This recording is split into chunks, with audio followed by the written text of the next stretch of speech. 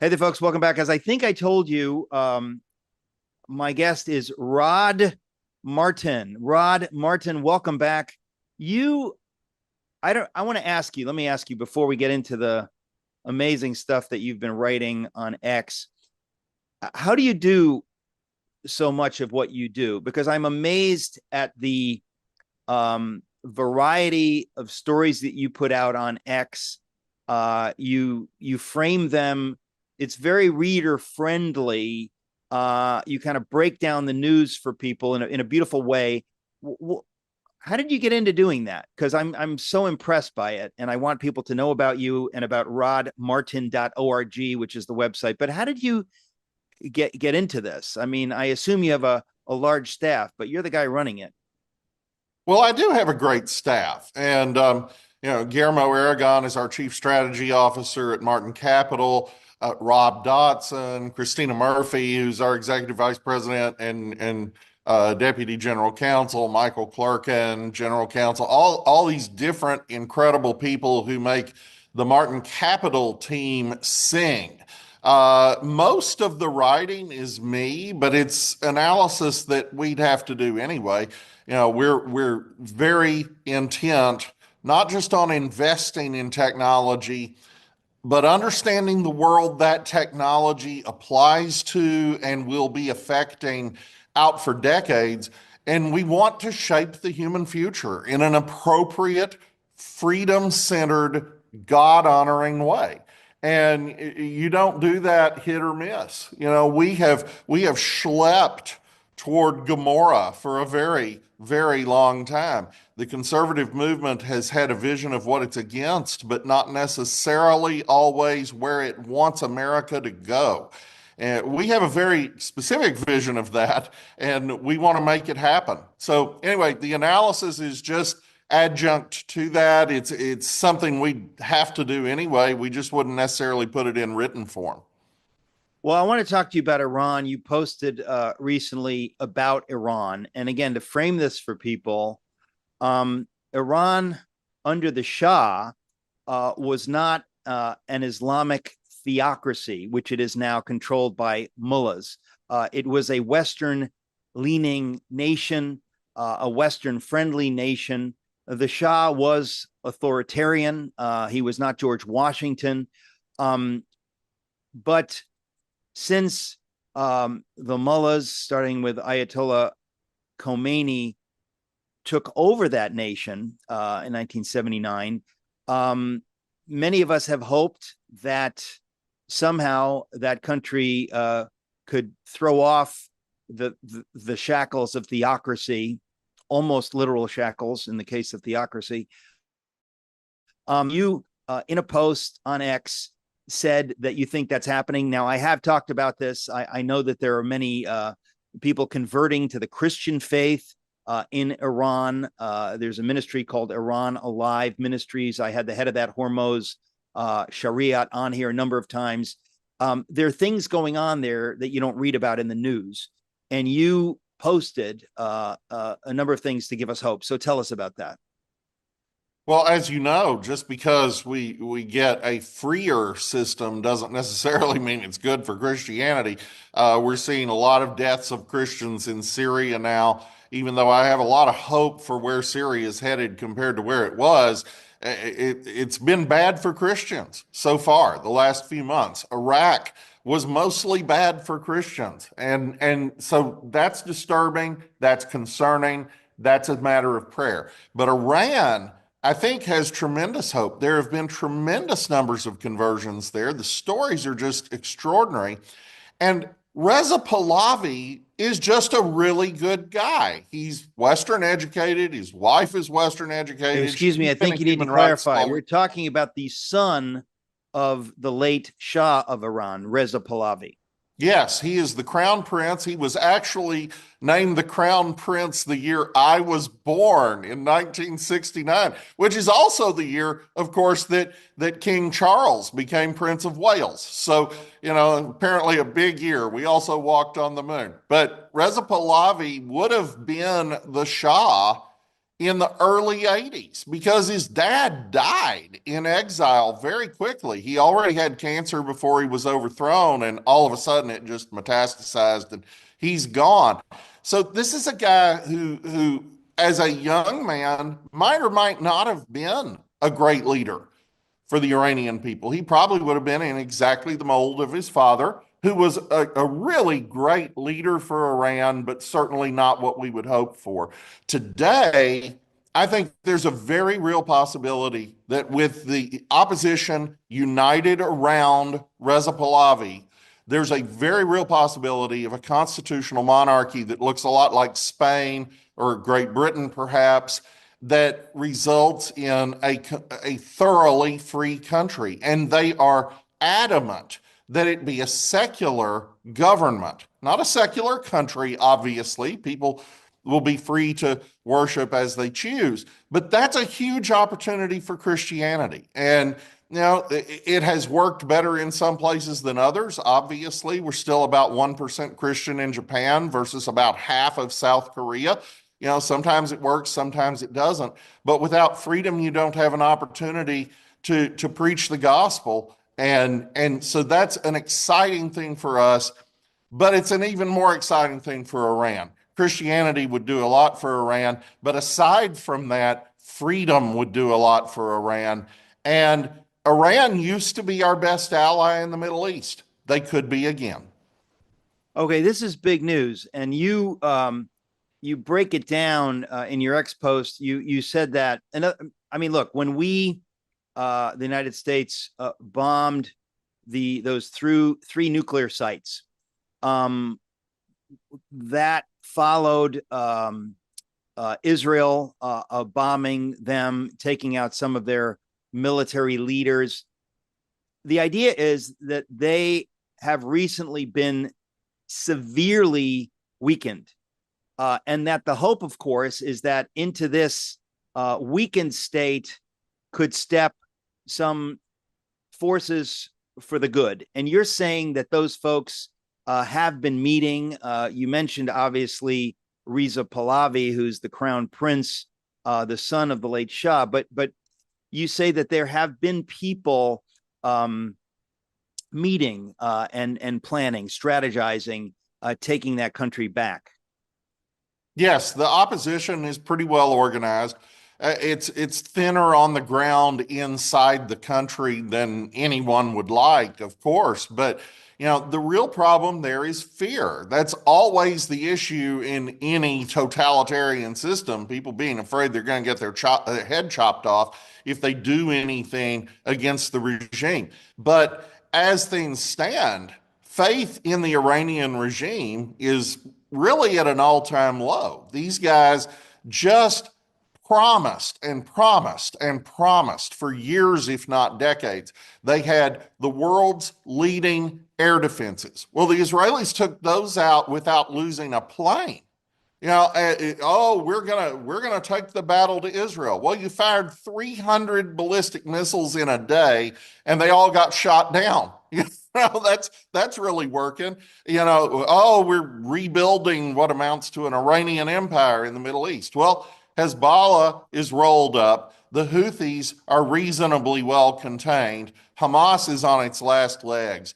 All of that is gone. And the Syrian regime is gone. And the new Syrian regime stands a good chance of being basically a Turkish colony. But by maneuvering with Trump and with MBS in Saudi Arabia, plus Israel, actually talking about joining the Abraham Accords, don't know if that'll happen, but they're talking about it.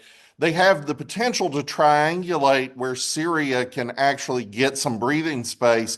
But the cost of that is to not threaten their neighbors. And so all of this just dramatically undermines the credibility of the Ayatollah at home.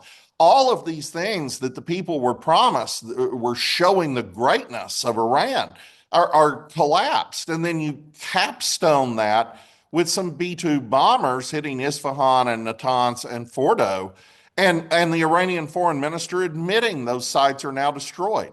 So, if I'm an Iranian regime opponent Today is looking like the best opportunity to convince large numbers of people that the regime is brittle and fragile that we've had in all of the 46 years since the Shah fell. Ultimately, what would it take? Would it take leading members of the military to join this plot against the mullahs? I think that's likely, and I think it is reasonably likely to happen. I wouldn't want to put odds on it, but right now, the Iranian military knows that it has been trashed by its enemies. That all of it's very much like Putin's situation.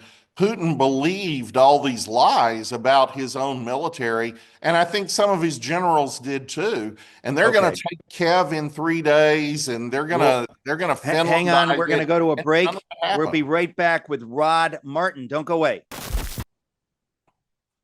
Welcome back, folks. Talking to Rod Martin. Easy to spell. Rod, O-R-O-D, Martin, M-A-R-T-I-N, rodmartin.org. Okay, Rod, we can talk about Tulsi Gabbard. That stuff keeps developing. By the time this airs, I don't know what new news will come out. But I also want to talk about the recent trade deal that Donald Trump made with the EU. Now, I want to be clear. The biggest shock when I hear that Donald Trump did another insanely amazing thing for America, for we the people, what always stuns me is that anyone should have been able to do this. Biden should have been able to do this. If Kamala Harris were elected, she should have been able to do this. But we know they wouldn't dream of dreaming to do it. Donald Trump is such an extraordinary figure that I run out of words in describing him. The idea that he is doing this, that we have got a guy with a gigantic ego who feeds his ego by doing great things for America. Ladies and gentlemen, I'll take that deal all day long. And what just happened in the EU is another case. Donald Trump goes in there, makes an insanely wonderful deal. And who benefits? We, the people, benefit.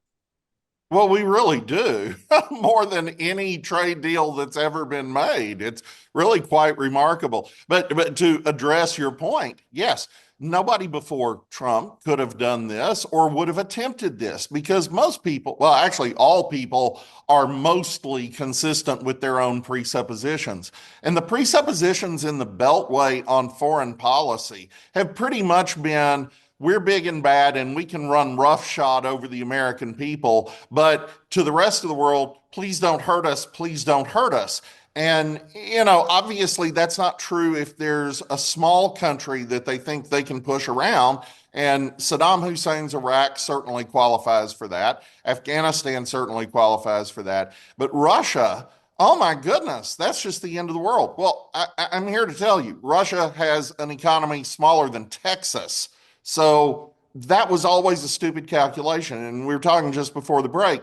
Putin's military has been, in the entirety of his time in office, a Potemkin village. Well, likewise, Europe. Europe has been freeloading on the United States for decades. We should have rebalanced this after the end of the Cold War. We did this deliberately after World War II because our allies were flattened and we didn't want them overrun by the Okay, but in Soviets. case anybody doesn't have the timeline, that's 10 billion years ago. The Exactly. end of World War II is a billion years ago, folks. And we have been continuing what we did, what we had to do then. We've continued and continued through the decades preposterously. With the fall of the Soviet Union, we continued and continued. It's insane. Now, is this just American deep state uniparty globalist types who think, well, we want to have power, so we want to be everywhere, and we're throwing our money around in Europe because it gives us leverage? Or what? Why would we not do 20 years ago what Trump just did and make NATO pay their fair share? I mean, I just don't get that. Why would we not have done that? Well, there's an element of what you say, but there's also genuine fear. And I was just staggered in 2017 talking not just to Democrats in various positions or who had just come out of various positions under Obama. But upper mid-level management under Trump, who were basically all Bush people, and the degree to which they were just horrified, terrified. Donald Trump's going to destroy NATO. Donald Trump is going to create a huge trading bloc against us. The Europeans and everybody else are going to gang up on us. And you listen to them and you thought it was just rhetoric and talking points. But after a while, you realize, no, they really believed this. Now, here's why that was stupid. And it was stupid then and it's stupid now. The truth is, on the NATO side, we were paying 70.5% of the cost of defending the alliance. And that's been true into now, actually. 70.5%. We have 31 allies. They're rich. They're not poor. There's no excuse for this. And they're on the front line. Okay, on trade. Germany charges us 4 times the tariff on autos we charge them. Okay, when we're trying to get Germany unflattened and stood up so that it can stand up to the Warsaw Pact, that makes Circa sense. 1948, ladies and gentlemen. I mean, it's unbelievable. It's unbelievable. Anyway, so right. Well, and supposedly they're all going to bail on us and they're going to gang up on us and we're going to be isolated. Wrong. We're 4% of global population. We're 26% of global economy, and we're the biggest consumer market in the world. Germany's economy is 48% exports. China's is about 25%, depending on how honest you are with the numbers. These are places that would go into a depression without the US market. And there was some rumbling about, Europe and China ganging up, and that went absolutely nowhere. Partly because of the presuppositions of the communist Chinese system, and partly because there's simply not enough capacity in Europe to buy all of China's stuff that wouldn't be coming here. Make no mistake, when Trump hit them with 145% tariff, that's an embargo. That doesn't mean we're going to collect tariffs on all that stuff. That means no one here is going to buy that stuff. And that is exactly what we're dealing with in Canada with their 280% tariff on dairy goods, or in India with their 100% tariff on Harley Davidson. Hang on, Rod. We'll be right back, folks. Don't go away.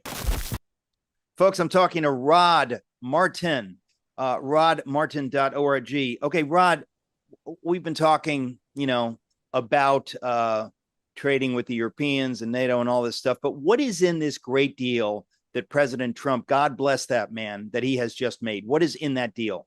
Well, it's really quite remarkable. And bear in mind, this is right on the heels last month of an agreed to 250% increase in NATO defense spending.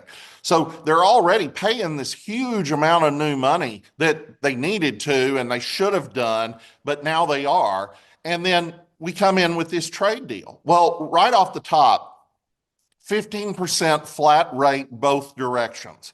So they kind of cancel each other out. And that gives you a bargaining chip to come back and chip away at over time, which Trump will do. And, that will be brilliant also. But 15% instead of them charging us 4 times what we're charging them on autos, for instance. Access to their agricultural market, which here does this mean I can afford a BMW convertible? Is that what you're telling me? I think you can. And of course, this incentivizes them to build more plants in the United States, which is always the aim of what Trump is doing. He wants to bring manufacturing jobs back here, and he is. I meant to say Porsche. Also, can I finally afford a Porsche convertible? But so that is a big deal. Well, but it gets better. It gets better because they still have an enormous trade surplus with us. And Trump told them, you have to buy this down. Well, what does that mean? Well, what it turned out to mean was $600 billion in new direct investment from the EU into U.S. manufacturing, combined with $750 billion in energy purchases over the next 3 years alone. Now, what you have to understand is the Europeans have actually sent twice as much money to Moscow for energy since the war began as they've sent to Kiev in aid, twice as much. They're subsidizing Putin's war. And it's just obscene while they moralize at us about you guys need to step up and spend more money on Ukraine. You guys are the ones we're actually fighting. You guys are paying Now, the why? bill. Now, why is this? Is this because Biden destroyed the pipeline? I mean, what? How did this? How did we get to a point where they're giving that kind of money to Russia? Well, it's more that Biden authorized the pipeline. Nord Stream 2 made Europe even more dependent than it already was on Russian gas supplies. And Trump had nixed it. First day in office, Biden reauthorizes it. So they just speak with forked tongue. They're Why would always talking Biden out both have done? sides of the Why mouth. would Biden have done that? I mean, it seems like Biden or the people running Biden wanted to destroy America. I really don't understand how else to process this kind of stuff. Yeah, I think that's accurate. And that makes sense once you realize that they openly say they're socialists. Well, socialism inherently must oppose the American system. The American system is rooted in a form of nationalism, which is to say that, a discrete group of people gets to rule itself, not be ruled from a distant capital, whether that's London back before the revolution or Brussels or Geneva, through international organizations. The idea that we are patriotic, that we fly the flag, that we still rally to our military, those things are just anathema to the globalists. And oh, wait, we also have a bigger military than everybody else in the world put together. So if you don't tear down America, if you don't demoralize America, the globalist project can never succeed. And we have to understand very clearly, globalism, not globalization. It's good that I can buy stuff from other places. That's great. But globalism, the idea of globalism, is just the latest incarnation of imperialism. The idea that an elite in a distant capital should be able to rule me without my consent. And that's what you just saw with the WHO amendments that RFK and Trump took us out of. That's what you see across the board. That's what we're fighting. So yes, tearing down America is essential to the socialist project.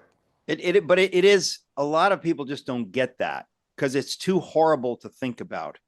But we've got to face it, folks, that people in the United States government have been the enemies of we the people, the enemies of the Constitution and the Declaration and the founding vision of this nation. They have been the enemies of that from within. And by the grace of the Lord, we are dealing with that now through Donald Trump's administration. It's a miracle. We don't deserve it, but God is having mercy on us. And it's absolutely extraordinary and wonderful. But we are in a war. Let's just pivot. We've got a minute and a half and then another short segment. But Tulsi Gabbard, by the time this airs, I don't know what new revelations have come out, but you have to be, as I am, thrilled at her bravery in digging down and giving us the truth. I am, and we've published a lot about this at rodmartin.org, so I encourage everybody to check that out. Published another thing by my friend Fred Fleitz this morning. He was chief of staff of the National Security Council in Trump 1 and knows a lot about this, needless to say, some of which is still classified. But the truth of the matter is, the question on everybody's lips in conservative circles is, are there actually going to be any arrests? Are there actually going to be any consequences? And I have a piece up on rodmartin.org called, Yes, There Will Be Arrests, because this is coordinated. Tulsi isn't just, the Lone Ranger here. This has all been plotted out in every possible detail for the 4 years Trump was in exile, and he put the team in place to go after this stuff. They're not fingering Obama, accidentally. And they're certainly not blowing the lid off the fact that the intelligence community, we were told 17 intelligence agencies agree. No, 17 intelligence agencies expressly disagreed, and Barack Obama ordered one of them to write an assessment that contradicted all of that for political purposes. And those people are guilty. They're guilty of multiple crimes. And I believe you're going to see Kash Patel, who was the chief investigator for Devin Nunes when they did the memo, the House, the Nunes memo, the House Intelligence Committee report. These guys are going for it. And if they don't, honestly, the republic is lost. If there aren't consequences for trying to overthrow the government from That's within, right. there's no hope for the future. There you go, folks. We'll be right back talking to Rod Martin. Welcome back, folks. Talking to Rod Martin. Rod, you know, most people, I think, they can't really process the level of what we're going through, how historic it is, how unprecedented it is. This is not business as usual. This is not another scandal. What we're talking about right now is quite literally the biggest scandal in our history by far. I cannot think of anything that rises to the level of what we're talking about here, that people within our government trying to overthrow our government. Is it anything less than that? Well, and not only are you correct, but they really were trying to get rid of Trump. The whole aim of this was to bring about an impeachment in the first half of 2017. And make no mistake, the rhinos running our leadership in both House and Senate would have gone along with that impeachment given the right impetus. The Democrats just weren't quite able to get there. But if we were looking at Argentina, if we were looking at Chad or Niger, if we were looking at Russia or China, and the intelligence apparatus of one of those countries took steps to actually remove the leader of the country, there's no one who wouldn't call that a coup d'etat. There's no one who wouldn't call it that.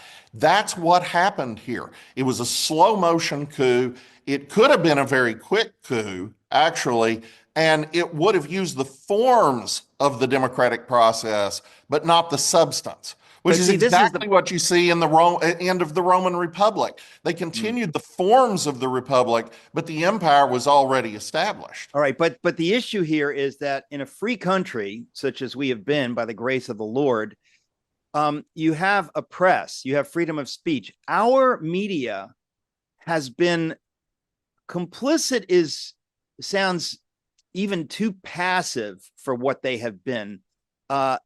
They have been at least complicit in the evil that we're talking about. And that is why it has been sold as, you know, this is legal. This is the right thing. Impeaching him. It has this appearance of legality and propriety, but we know that it isn't because they have failed to call it out. Well, and with a few noteworthy exceptions, these are not stupid people. They know what they're looking at. They just agree with it. They just think that it was important that we do overthrow a duly elected leader. And of course, we've talked about this before. This is actually part and parcel of the kind of stealth coup we got from FDR, where you create this giant deep state entirely populated with Democrats.